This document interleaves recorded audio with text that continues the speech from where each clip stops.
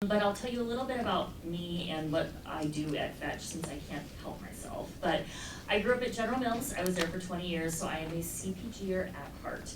But I started to develop a real passion for this space, and Fetch found me, and I've never really looked back. So I now lead the food vertical for Fetch, and if you're wondering what Fetch is an app where you upload your receipt and you accumulate points eventually for gift cards. And so you get more points if your brand has an offer on our app. We talked a little bit about multicultural marketing this morning. Our app is also seen by 2 million people a month in Spanish. But we've got 17 million monthly very active users, and it's a fun place to be. So without further ado, I'll turn it over to Mark to tell us a little bit about you. So hi everyone, I'm Mark Wakefield. I'm our marketing lead on our Ferrero premium chocolate portfolio, which includes obviously Ferrero Rocher, but also Fannie Mae, which is our local jewel in the Chicago area. And I've actually had a big, long career in CPG, 17 years with Unilever, working in various sales and marketing roles. I also spent one time a stint of 3 years in London. At Unilever, I launched the Dove campaign for Real Beauty in Canada, which was a test market and lead market for that campaign. I came to Ferrero 16 years ago, and so I've had really great experiences at Ferrero Canada, but then also 6 years in our head office in Luxembourg. I actually worked in Europe, but actually didn't. I lived in Europe, but I didn't work in Europe. I worked everywhere else. I covered everything from Asia, South America, North America, UK, and the Stands. And I've been in the US now for 4 years and loving it. I'm a big fan of Brand Innovators. I've done a few of these over the internet during COVID and the virtual world. So I'm really looking forward to today, and hopefully I'll bring you some insights and some things to think about. And with that, I guess I'll turn it over to you, Anne, to take it from here. Sounds great. So I was going to start with one of the questions leading back to consumer desires, right, as we had mentioned. Can you share some insights into the trend of premiumization in the consumer market and how it's influenced your brand strategies? Yeah, so I think if you cue the first slide, I've got a table here which shows you, if you look on the left, you can see a bunch of data sources, really everything from yogurt, ice cream, beer, and of course premium chocolate growing at plus 18% in dollars. There's a real premiumization trend across categories. And in the middle of the slide, we've got some more recent data from Moderator, which shows that, in the indulgent category of spirits, you're looking at 48% are comfortable spending money on discretionary items, and 1 out of every 5 is looking for a way to treat themselves and indulge. And then if you look across the right-hand side where you see it's really not dependent on what's in your wallet, what's your demographic, it's really across many different consumer market segments. And so that premiumization trend, everyone wants to have what we call in premium chocolate, a little taste of luxury. And consumers who are at any income level want to have that taste of delicious premium products. And the trends, our retailers are asking us, what's happening in this world? So we bring this data to them. I was meeting with Kroger last week, and actually we took them through this, and we've got a really, really smart and thorough trend happening here. And I would say that, this is all data-based, but now we're out of COVID, we've gone back to research some one-to-one ethnography, and the consumer I was with the other day it was very interesting. He's, I would say, someone who's working 2 jobs, gets up early, works at FedEx, then he's got his own food truck, and he said, with a premium product like chocolate, I want to indulge. I don't think about the price. I want it, I need it, I pay for it.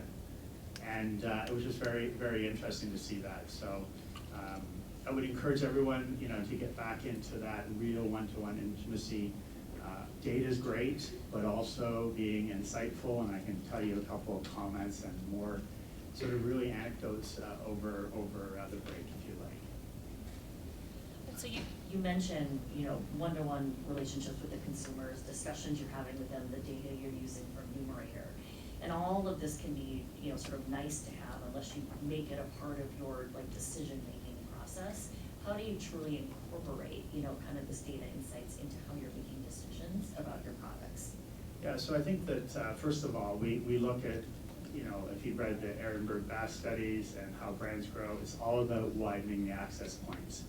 So we create packs at every price point and every, what we call need state, but also price corridor for every channel. So, Ferrero Rocher is actually the #1 praline in the world. It's 40 years old, it's one flavor, and it's still growing. And it's growing double digits. We just grew a full point of penetration at Valentine's, another point at Easter. And if you look across, what we do is we say, hey, everyone would like that little taste of luxury, so any channel, any price point. And of course, we just unlocked the dollar channel with packs that are specific to that need. And Emmanuel, who I met on Thursday of last week, he wants that little taste of luxury, and when he wants it, he's willing to pay for it. So you see that across those channels, and we bring that into our decision making, and I can talk further about that as well if anyone wants more anecdotes. Definitely. So can you now share an example of a campaign you just mentioned, Valentine's Day? Maybe elaborate a little bit more on that, where you successfully targeted a specific consumer segment and then communicated the premium value proposition. All right. So the next slide I'd like to show you is actually some new Valentine's packaging. So this is something where we use research to go deep as well, and we tested this quantitatively, number of geographies in the U.S., but it was also a global shootout. So I don't know if you're working on global teams, you have different global stakeholders, and we challenged them. We said we need a refresh, we need an upgrade to our packaging. And so we worked with them, and they pitched ideas, we pitched ideas. This is the winning idea, and actually, when you take a look at what you have to do in the supply chain, it's really important to get your packaging right. Most people say it's your best form of advertising. You need to pay for it anyway, it's in your cost of goods, so get it right. So I went deep and researched this across a number of geographies in the U.S., and this came through as the winning design. And I won't tell you who won the shootout. But I would say on top of that, the equity scores, we also track that back to packaging. And the little taste of luxury I talked about earlier, packaging is all part of that. So it gives that emotional connection. And how does it bring the sentiment of the season to life? And that's what we're trying to do here with this packaging. Looks great. Another question that I've got for you then too, because you've got such a loyal fan base, right? And I love the words, how you described that when you said, my question for you would be, in what way does Ferrero tap into your existing fandoms and create new fandoms around your brand to enhance the premium experience for your consumers? Okay, well, I'm gonna script back a little bit, Yeah. because we got a bit ahead of ourselves, and we haven't practiced this, as you know. I flew in just a few minutes ago, but the next slide actually shows you, and I'll tee this up a little bit. This is our Easter advertising. So before you play it there, just a second. So, I know that everyone's talking how to use data, how to use research. So this is interesting because we're a newcomer to the Easter space, okay? We're known for Christmas. And I just showed you Valentine's, but everyone would say, everyone knows Rocher when, it's Christmas when Rocher is in the store. You see the golden displays, all this great stuff. So we're the newcomers at Easter, so how do we make a dent? What do we do to make a difference? And, other people have their gold bunny, other people have their chocolate for kids. So we decided, how do we appeal to the Gen Y, Gen Z consumer, and how do we revitalize? What's our entry point into Easter? So it's an idea that we came up with where we tried to bring, a little taste of that joy and tradition of Easter to the Gen Y and Gen Z audience. So we can play the ad now, thanks. We qualled it, we did a little tweaking here and there, And it was very interesting. Then we produced it and put it in a quant, and it came back average. And so digging further into things, found that there was about 15% of consumers who absolutely hated it. Where are the kids? This makes no sense. Easter's about kids. But the 85% really liked it. The numbers came out average, and you had people that were definitely polarized by it. But what I can tell you is that our Easter business is doing very well. We had exactly the same sell-through the last 2 Easters as the prior, so percentage sell-through is what we track. We had the same sell-through on a much bigger buy, and we're talking multiples of double digits. So that's an idea of bringing to life this different season, different occasion, and working with Paul. So how did you, I'm going off script again, but I'm really very interested in this. How did you get the retailers on board, right, to bring in that much more product? What was sort of the hook for them as you brought them this, level of intimacy to this campaign? Yeah, so, I think it comes down to a winning recipe, the taste and texture of Rocher, winning packaging, and then what we also bring is incremental A&P. So this is a new season, we added A&P on top, and we were bringing in a very strong track record of sell-through. So consistency of results, consistency of performance, adding on top incrementality. A lot of times as marketers we say, oh yeah, we're going to go after that, put the opportunity in the P&L, put the opportunity in the business plan, put it in the sales plan, and then we don't support it. So it goes back to that basic fundamental of having the full mix as well. That's incredible. Are you ready for my question? Ready for the next question. I'll ask it again, just in case. But what way does Ferrero tap into existing fandoms or create new fandoms around your brand to enhance the premium experience?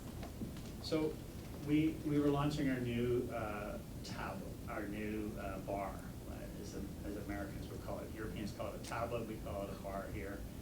And basically this Ferrero Rocher experience of chopped hazelnuts and chocolates in a bar format. And we thought, what could we do to bring some life to it and to bring some excitement to it beyond just above the line or OLED digital? We tapped into fashion. And the way we've created this curation of the product is it's layers and textures are like what a designer puts together for a fine garment. How do you think about the depth of kind of, I would say, design cues and aesthetics? So it is designed to taste as good as it looks. And the layers that are there, like a fine garment or fine fashion dress. And we could have made a flat tablet, but we created this little dome on top that you'll see, which is really designed to be an invitation to taste the different layers and textures. So if you want to cue the next one, basically we went to Hudson Yards, we created a golden runway, fashion week, and connected that into how the design of the product is, and lots and lots of people were walking down the runway, pretending they were a star, enjoying Ferrero Rocher chocolate, and actually my nephew, who lives near Hudson Yards, actually sent me a video of it and said, hey, are you here? And it was very spontaneous, and I got pictures from other friends, so it was definitely some of those things. You could feel the electricity. There was definitely a connection between the curation of the layers and the fabrics and the textures related to the chocolate. So that's how we leverage the fandom of fashion, I would say. And you can play the next part. So that's how we leverage that fandom, and those bar sales are quite incremental and doing very well on trial repeat. So, but that's how we leverage that fandom. That's exciting. I think you had missed the last session that we were in, but Oreo, it also did a partnership with clothing and stuff, and it's very cool to see the blurred lines, right, across what you're able to do with your brand. So great, exciting. So how do you ensure that the premiumization of your brands remain authentic and really resonates with consumers without compromising the core values and heritage of your company? So I think that this tie-in with fashion is also a good example, because you think about the Italian designers, Italian fashion houses, the Italian chocolate company Ferrero, tying into these kind of history and tradition of craftsmanship. So basically to stay true to us, to our history, to our tradition, and take that forward, we're looking to bring that contemporary tradition and that approach to how we craft the product, how we design it. We're using very expensive gold foil, other premium hues, and that's how everything we do is designed and developed with exactly the same attention to detail, thoughtfulness, and craftsmanship that will keep us very consistent as we go forward and we innovate and do different things. You have an exciting brand under you, and I know that a lot of people have been asking this question too. What's your favorite brand in all of Ferrero? It definitely has to be Ferrero Rocher. I figured. So it's really interesting because, we've just been pitching agencies. And they, quite rightly put out product and decorate the table and bring our product. And at every single agency meeting, they were like, "Oh my God, he's eating a second one." And they had snacks, like the wonderful snacks you have over here, and all kinds of decadent and indulgent cookies. And my favorite was definitely Rocher. And every time, I eat Rocher every day. It's in the office, and it's something that I really enjoy. I never get tired of it, and it's a bit of a ritual for me. So there you go. I love it. Can I give my kids your address for Halloween? Yeah, that you have like the best house on the block. Yeah, absolutely. Yeah, for Halloween, actually, we were new to our community. We moved and put out the table, the pumpkin. I have all the mainstream chocolates that we make, which are Butterfinger, Crunch, 100 Grand, Baby Ruth. And on the table, I also had a pack of Rocher, obviously. So every parent got their own little treat as well. And they much appreciated that. So yeah, very popular at all the holidays, because I always come home with a treasure trove of different sweets. Well, we'd love to open it up for comments or questions.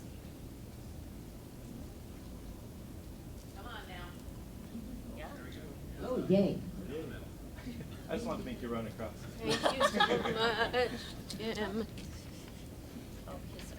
I stepped out for a second, so I apologize if this happened to get covered while I was out of the room. But as a premium brand and seeing so many consumers like leaning into premiumization, how do you defend yourself against copycats, right? Other competitors seeing the opportunity in that space and coming in with like items. Well, it's very interesting. So one of the Ferrero philosophies is to actually find a way to create a product that's one of a kind, and it can't be copied. We make our chocolate actually like Mercedes makes cars, highly automated, very sophisticated. The Rocher inside the caliper, the size of the hazelnut, the size has to be a certain size. Otherwise, it won't fit. And so you have to have a certain, I would say, determination, a certain, I would say, level of, let's call it authenticity and belief, and we put that into the way we make the product. The Rocher tablet, or bar, I should say, that I mentioned, is a three-step, three-layer process, and inside there's a creamy filling and a bunch of hazelnuts, but the top is poured and molded separate from the bottom. The parts are put together like you have a car, and it's done in that way. So deep investment in CapEx with unique proprietary recipes protects us from copycats. Evie Tim had a question. Oh yeah. Oh. So my question is, Rocher especially has always been a premium. Right? I remember as a kid, sort of lived in this toffee Rocher space that I'm like, one day, but for now it's Snickers. But You've graduated, Tom. Yes, I got there. So did I hear you correctly earlier? You said like a new space had opened up in sort of dollar. Is that correct, or did I? Yeah, I mean, the dollar channel is a place where we actually sell the three-piece. Okay. And people buy for stocking stuffers and their own personal self-indulgence and a little taste of luxury, maybe in between occasions in between big celebrations. Okay. But we're looking to try to also provide them with gifting opportunities in that space. So, and that will be a new thing that we'll start to offer this holiday and coming up into Christmas. Great, okay. No, my question was really, and I think you sort of answered it, but how you take, because you've got all these luxury cues and the packaging, which is gorgeous, but it's expensive, and how you sort of make that model work for that channel. But it sounds like you're using the smaller, right? I knew you wouldn't go the Toblerone debacle route of making that they're that big. Yeah, so it's just sort of getting the portion size right, price ratio right. That's right. You can't actually downsize a Rocher. It doesn't work. Right, thank you. So no different hazelnut sizes Yeah. for $1. No, they don't get a different size, so they got some people back there. We're only doing pink headband questions. How are pink headbands going on today? So I have a question. So as a mom at the grocery store, we're always stopped to get that chocolate egg, that Kinder Joy egg. What types of plans do you have for the future with younger generations transitioning then to the luxurious golden wraps? What is kind of your innovation pipeline that you have to transition those young consumers? So I think that, it's actually trying to be quite universal. And as I said, we're appealing to the Gen Y and Gen Z consumer. I have 3 sons who are in their 20s. They're all Gen Z, and they're loving Rocher. And so we try to build that universality in. We're working on making sure our communication and our touch points are definitely connected to the younger generation, and that's where this new ad for Easter was. I mean, it looks different. It's younger. It's casted differently. It's outdoors. So that's the kind of thing we're trying to do. We've got to keep the core growing and vital. And so, and then when we talk about those bars, that's another way to build accessibility. A lot less, lower price point and easy going. Another question? There were a few hands before. Up front? We have a retailer that's always asking for a premium proposition, even though they're not, would think of them as a premium customer. So you obviously asked to play class of trades by pack size to hit appropriate price points. But are you ever asked to alter product proposition? No, I think that some retailers are saying, do you have something that's super premium? And can you give me something exclusive? We've heard that one before. But the super premium thing would be, that would be not on strategy. And changing what we would call as our USP or our brand identity wouldn't be something we would do. We are asked from time to time, can you give me something on top that's even more premium? And that is something we don't have, because Rocher is the kind of emperor or whatever queen of the hill. But I don't know if I'm answering your question other than we wouldn't change who we are or what we do for retail request. We would modify, I would say, the pack, the size, price corridors. I showed Valentine's, and we make Valentine's now in 4 different size of parts. The same look and feel, but 1 at 5, 1 at 7, 1 at 10, 1 at 15, and that's how we kind of navigate. Got time for one more. All right. But did you guys notice the through line here? This was no accident on the part of Brand Innovators. Rewards. Fetch.